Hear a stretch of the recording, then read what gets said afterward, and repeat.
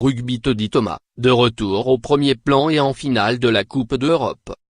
Il fallait le voir, jubilant après l'un de ses deux essais, envoyer le ballon au public sur le terrain. L'ailier droit Racing Man a procédé dans son style caractéristique à toute allure.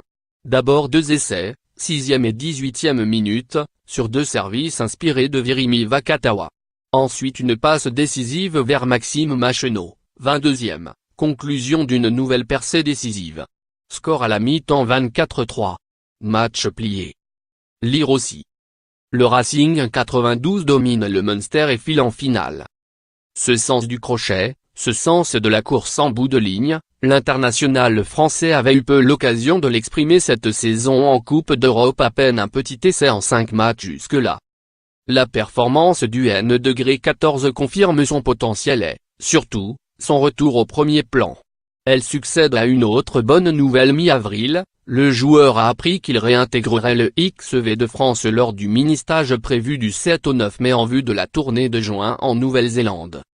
Le fêtard d'Édimbourg revient d'une longue gueule de bois, lui qui a loupé les 3 derniers matchs du tournoi Destination avec le XV de France.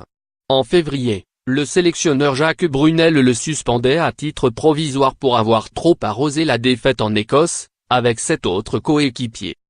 Une soirée chaotique au lendemain de ce dimanche 11 février, la police écossaise auditionnait Teddy Thomas et 6 coéquipiers comme témoins potentiels après le signalement d'une plainte pour agression sexuelle. Les agents écossais ont finalement conclu qu'aucun crime n'avait été commis cette nuit-là, sans pour autant lever le mystère sur le déroulé de la soirée. Teddy Thomas, 24 ans, s'était jusque-là imposé cette année comme l'élément clé du XV de France, un essai lors de la courte défaite contre l'Irlande, puis 2 autres contre les Écossais. Au Racing aussi, cette soirée écossaise a tiré à conséquence. Dans la foulée, le club des Hauts-de-Seine infligeait à son joueur une simple sanction financière, sans pour autant le retirer de son effectif. On aurait volontiers interrogé aujourd'hui l'ex-Biarro sur son retour en force. Peine perdue. Insaisissable sur le terrain de Bordeaux, Teddy Thomas a ensuite disparu sans passer par la zone des médias, à la sortie du stade Chaban-Delmas.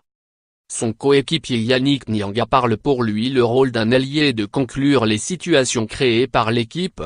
Il l'a bien fait aujourd'hui, il a montré tout son talent.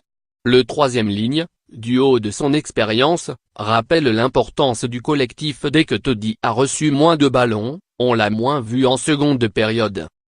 Malgré une fin de match plus discrète, Laurent Labie retient cet après-midi les débuts tonitruants de son allié. Quand il est comme ça, il est difficilement arrêtable.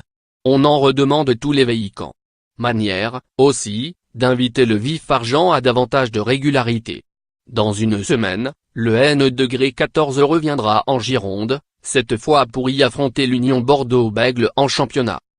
Avant d'aller encore plus au sud, direction Bilbao et l'Espagne, qui était un titre historique en Coupe d'Europe. C'est en effet la ville basque qui accueillera la finale de la compétition face à d'autres Irlandais, ceux du Leinster, le 12 mai, 2 ans après celle perdue contre les Saracens.